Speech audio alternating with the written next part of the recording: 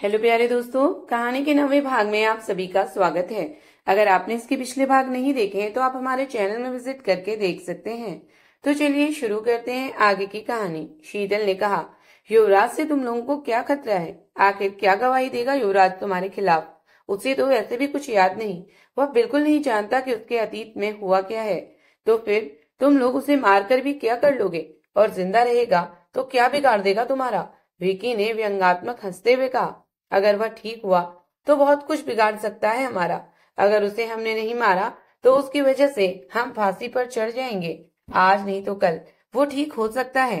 अगर वह ठीक हुआ तो हमारे बहुत सारे राज खोल देगा। ज्योति ने कहा, शीतल, तुम उस इंसान को क्यों बचाना चाहती हो जो एक खूनी है? क्या मिलेगा तुम्हें उसे बचाकर? क्यों उसके लिए अपनी जिंदगी बर्बाद कर रही हो? मरना चाहती हो, वह भी उसके लिए जो खुद किसी का गुनहगार है। सुभद्रा देवी ने तुम्हें नहीं बताया, मैं बताती हूँ। युवराज ने अपनी बेस्ट फ्रेंड मुस्कान का खून किया है, जिससे वह प्यार करता था। वही मुस्कान जो एक जर्नलिस्ट है, सुभद्रा देवी की पीए और युवराज की बचपन की फ्रेंड। जब उसने अपनी बचपन की फ्रेंड और प्यार को मार दिया, वह इंसान तुम्हें क्या छोड़ेगा? ज्योति की बातें सुनकर शीतल को एक पल के लिए ऐसा लगा जैसे किसी ने उसकी सांसें छीन ली हों। उसका दिल किसी ने आग में रख दिया हो। शीतल को अपने कानों में भरोसा नहीं हो रहा था। वह निसहाय होकर पीछे की तरफ पड़ी और वहीं नीचे बैठ गई। ज्योति की कड़वी बातें शीतल के दिल को तेजाब की तरह जला रही थी। शीतल की आंखों से बहने वाले आंसू की हर एक बूंद कह रही थी कि युवराज ऐसा नहीं कर सकता। आखिर वो अपनी फ्रेंड का खून कैसे कर सकता है जिससे वह प्यार करता है? आखिर कैसे कर सकता है वह खून? शीतल की इस हालत को देखकर ज्योति और विकी उस पर जोर जोर से हंस रहे थे। ज्योति ने हंसते हुए कहा, बस टूट गई हिम्मत, यही उसकी सच्चाई है। जिसे तुम बचाना चाहती हो वो जितना मासूम दिखता है उतना ही बेरहम है। बहुत दर्दनाक मौत दी थी उसने अपनी फ्रेंड को, उसी तरह तुम्हें भी नहीं छोड़ेगा। छोड़ दो उसे उसके हाल पर, वरना बेमौत मारी जाओगी, उसके हाथों से भी और हमारे हाथों से भी। इसलिए अपनी जिंदगी बचाओ और दूर हो जाओ। और एक बात शीतल, ये मत सोचना कि तुम हमारा कुछ बिगाड़ सकती हो। इतना कुछ भले ही तुमने जान लिया हो, लेकिन उससे हमारा कुछ नुकसान नहीं होने वाला। कहाँ जाओगी तुम? पुलिस के पास? वह भी तुम्हारी कोई मदद नहीं करने वाली। हमसे होशियारी करने की बिल्कुल कोशिश मत करना। हमारी हर पल तुम पर नजर है। जहाँ तुम सोच भी नहीं सकती वहां भी। यहाँ हमारे कैमरे छुपे हुए हैं जो हर पल तुम पर नजर रखते हैं। तुम्हारी हर हरकत की जानकारी हम तक पहुंचती है, इसलिए चालाकी नुकसानदायक रहेगी तुम्हारे लिए। इतना कहकर ज्योति और विक्की वहां से चले गए। शीतल वहीं बेजान बैठी थी। शीतल को बहुत गहरा सदमा लगा था युवराज के अतीत के बारे में जानकर। कुछ देर बाद शीतल खुद को संभालते हुए किचन से अपने कमरे में गई, जहां युवराज अपने कमरे की खिड़की के पास खड़ा चित्र बना रहा था। चित्र के सही ना बनने से दुखी हो रहा था, रो रहा था, खुद के आंसू पोंछकर फिर बना रहा था। एक नादान छोटे बच्चे की तरह हरकतें कर रहा था, जिसे देखकर शीतल का दुख और गहरा हो रहा था। शीतल सोच रही थी, क्या इस मासूमियत के पीछे एक बेरहम इंसान छुपा है जिसने किसी की जान ले ली? छोटी सी गलती पर बिलक बिलक कर रोने वाला इतना बड़ा गुनहगार कैसे हो सकता है? शीतल का अपने ट्रेनिंग सेंटर जाने का टाइम हो रहा था, इसलिए उसने अपनी ट्रेनिंग की कुछ चीजें पकड़ी और घर से निकल गई। दिन भर उन्हीं सवालों में उलझी रही जो सुबह उसके सामने आए थे। मेडिकल ट्रेनिंग सेंटर में जहाँ सारे स्टाफ ऑपरेशन करना सीख रहे थे, वहां शीतल खोई हुई थी। ज्योति की कही बात तीर की तरह उसके कानों में से होकर दिल तक पहुंच रही थी और उसे बार बार घायल कर रही थी। शीतल का बिल्कुल भी मन नहीं लग रहा था ट्रेनिंग लेने में। पूरी मेडिकल स्टाफ में जब शीतल की बारी आई प्रैक्टिकल ऑपरेशन करने की, तब शीतल का ध्यान ही नहीं था। शीतल अपने हाथ में ऑपरेशन सीजर ठीक से नहीं पकड़ पा रही थी। उसके हाथ नाजुक पत्ते की तरह कांप रहे थे। शीतल का ध्यान ऑपरेशन में ना होने के कारण उसका ऑपरेशन फेल हो गया। क्योंकि ये सिर्फ एक एक्सपेरिमेंट था, इसलिए किसी को किसी तरह की कोई हानि नहीं हुई। लेकिन शीतल को बहुत डांट पड़ी। उसके ट्रेनर प्रोफेसर बक्सी ने उसे बहुत डांटा और 2 दिन के लिए ट्रेनिंग में आने से मना कर दिया। शीतल को जब अपनी गलती का एहसास हुआ, उसने अपने सर से बहुत माफी मांगी, लेकिन उन्होंने उसकी एक न सुनी और उसे ट्रेनिंग सेंटर से बाहर जाने को कह दिया। शीतल के दिल को ठेस पहुंची अपने ट्रेनर की डांट सुनकर। शीतल चुपचाप ट्रेनिंग सेंटर से बाहर निकल आई। उसे अपनी गलती के प्रति बहुत पछतावा था, लेकिन कोई समझने को तैयार ही नहीं था। उसने सबसे माफी मांगी, लेकिन किसी ने उसकी बात नहीं सुनी। ट्रेनिंग सेंटर से बाहर निकलते ही शीतल के 2 बॉडीगार्ड उसे लेने पहुंचे। शीतल कार में बैठकर घर वापस लौटी। शीतल के बॉडीगार्ड शीतल को मेन गेट में छोड़कर अपने काम के लिए चले गए। शीतल बेहद निस्सहाय और हताश बंगले के अंदर दाखिल हुई। शीतल अपने मेडिकल कोट और बैग को हॉल में रखकर गार्डन की तरफ चली गई। गार्डन में बनी बेंच पर चुपचाप बैठ गई। अपने मन से उठ रहे सवालों से परेशान थी। सवाल लाख उठ रहे थे उसके मन में, जिनका जवाब शीतल के पास नहीं था। दूसरी तरफ युवराज अपने कमरे में चहलकदमी कर रहा था। वह बहुत बेचैन था क्योंकि शाम हो चुकी थी। अब तक शीतल उसके कमरे में नहीं पहुंची। रात के 9 बज रहे थे। युवराज बार बार बेचैन होकर घड़ी को देख रहा था। सोच रहा था कि शीतल रोज तो शाम को 6 बजे ही घर लौट आती है ट्रेनिंग के बाद, लेकिन आज क्यों नहीं आ रही है। युवराज अपनी बनाई तस्वीर को पूरा कर चुका था, जिसे शीतल को दिखाने के लिए उसका इंतजार कर रहा था, लेकिन शीतल तो बाहर दुखी मन लेकर गार्डन में बैठी थी। युवराज चहलकदमी करते हुए अपने कमरे की खिड़की के पास पहुंचा और खिड़की से बाहर रोड में झांकने लगा कि शीतल कब आएगी। युवराज ने देखा कि शीतल की कार उसकी जगह पर खड़ी थी। उसे देखकर युवराज की बेचैनी और बढ़ गई। युवराज ने बाहर और अच्छे से झांक कर देखा तो शीतल बाहर गार्डन में बैठी थी। उसे देखते ही युवराज के चेहरे में चमक आ गई। वह बहुत खुश हुआ कि शीतल घर वापस आ गई है। युवराज तुरंत दौड़ते हुए अपने कमरे से भागा शीतल के पास।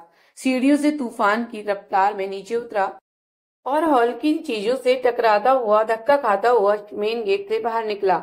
शीतल के पास पहुंचा। युवराज ने शीतल से खुश होकर कहा, आप आ गई। आप यहाँ क्यों बैठी हैं? मैं आपका इंतजार कर रहा था कमरे में। कमरे में क्यों नहीं आई? मैं आपसे बहुत नाराज हूँ। कितनी देर कर दी आज आपने आने में। देखिए तो 9 बज चुके हैं। थोड़ी देर में 10 बज जाएंगे। फिर मैं आपसे बातें कैसे करूंगा? आप तो 10 बजे से ज्यादा मुझे जगने नहीं देती। शीतल युवराज की बातें सुनकर भी मौन बैठी थी। उसने युवराज के किसी भी सवाल का कोई जवाब नहीं दिया। युवराज घंटों तक उससे पूछता रहा, उससे बातें करता रहा, लेकिन शीतल ने उसकी एक बात का भी जवाब नहीं दिया, न ही उसकी तरफ नजर उठाकर देख रही थी। मुंह फेर चुपचाप बैठी थी। उसी समय शीतल को जोर से हिचकी आने लगी, क्योंकि शीतल ने सुबह से ना कुछ खाया था ना कुछ पिया था। युवराज समझ गया शीतल ने कुछ नहीं खाया है, और वह यही हालत युवराज की भी थी, क्योंकि सुबह से ही वह भी शीतल का इंतजार कर रहा था। युवराज तुरंत वहां से भागकर किचन में गया। घर के नौकरों से शीतल और अपने लिए खाना मांग कर लाया। युवराज ने शीतल के सामने खाना रखते हुए उससे खाना खाने का आग्रह किया, लेकिन शीतल ने कोई जवाब नहीं दिया। युवराज शीतल को बार बार खाने के लिए कहता रहा, लेकिन शीतल ने उसके बातों पर कोई ध्यान नहीं दिया। वह तो बस बैठकर रोए जा रही थी, बिना कुछ बोले, सिर्फ आंसू बहा रही थी। युवराज को बहुत गुस्सा आ रहा था शीतल का ऐसा कठोर व्यवहार देखकर। युवराज को दुख भी हो रहा था शीतल को इस तरह रोते देखकर, और शीतल से अपने हर सवाल का जवाब ना पाकर। युवराज ने गुस्से में शीतल से कहा, क्या हुआ? आप मुझसे नाराज हैं क्या? मैं कब से आपसे बातें कर रहा हूँ, आप जवाब क्यों नहीं देती? मैंने कोई गलती की है क्या? गलती की है तो सजा दो, चुप मत रहो, डांटो मुझे, ज्यादा गुस्सा आए तो मार भी लो, पर आप चुप मत रहो। मुझे बहुत दुख होता है आप चुप रहती हैं तो। बोलो ना कुछ, क्या हुआ? किसी ने आपको डांटा तो मुझे बताओ, मैं उसे छोड़ूंगा नहीं, बहुत मारूंगा, जैसे आप मुझे परेशान करने वाले को उस दिन पार्टी में मारने वाली थी। इसलिए मैंने आपको रोक लिया। मैं उस दिन जानता था कि आपको गुस्सा आ रहा है और आप उन लोगों को मारने जा रही हैं, इसलिए मैंने रोक लिया था आपको। पर आप चुप मत रहो, खाना खा लो, आपको भूख लगी है, मुझे भी बहुत भूख लगी है। मैंने भी सुबह से कुछ नहीं खाया, मैं भी सुबह से भूखा हूँ। मैंने आपकी दी सारी दवाएं टाइम पर खाई हैं, पर खाना नहीं खाया, क्योंकि आपने नहीं खिलाया। आप मुझे खाना खिलाती हैं तो मुझे बहुत अच्छा लगता है। खिलाओ ना मुझे खाना, मैं आपको खिलाऊंगा। चलिए ना, खाइए, मुझे बहुत जोर की भूख लगी है। आप नहीं खाएंगी तो मैं भी नहीं खाऊंगा। खा लीजिए ना प्लीज। और आप इस तरह रोइए मत, आप रोएंगी तो मुझे भी रोना आएगा। देखिए मेरी आंखों में भी आंसू हैं, मान जाइए ना अब। खा भी लीजिए प्लीज, खा लीजिए। युवराज शीतल से खाने के लिए जिद करने लगा। युवराज ने अपने हाथ से खाने का एक निवाला उठाया और शीतल को खिलाते हुए कहा, प्लीज खा लीजिए, थोड़ा सा बस। शीतल ने गुस्से में युवराज का हाथ झटक दिया, जिससे युवराज के हाथ से खाने की प्लेट जमीन पर जा गिरी। शीतल ने युवराज से गुस्से में कहा, मुझे नहीं खाना तुम्हारे हाथ से खाना, चले जाओ यहाँ से। ना मुझे तुमसे बात करनी है, ना तुम्हारी शक्ल देखनी है, मुझे परेशान मत करो। युवराज ने जिद दिखाते हुए कहा, नहीं, मैं यहाँ से नहीं जाऊंगा, आपको खाना खाना पड़ेगा। शीतल का गुस्सा और बढ़ गया। शीतल ने गुस्से में कहा, जाओ, नहीं खाती तुम्हारा खाना। क्या कर लोगे तुम? खून करोगे मेरा? मारोगे मुझे जैसे तुमने मुस्कान का खून किया, अब मेरा खून करोगे? खून ही हो तुम, मुझसे दूर रहो। मुझे तुमसे कोई बात नहीं करनी, चले जाओ मेरी नजरों से दूर, वरना मैं गलत कर बैठूंगी। युवराज शीतल से रोते हुए बोला, नहीं नहीं, मैंने किसी का खून नहीं किया। ये क्या कह रही हैं आप? मैं तो बस आपको खाना खिलाना चाहता था।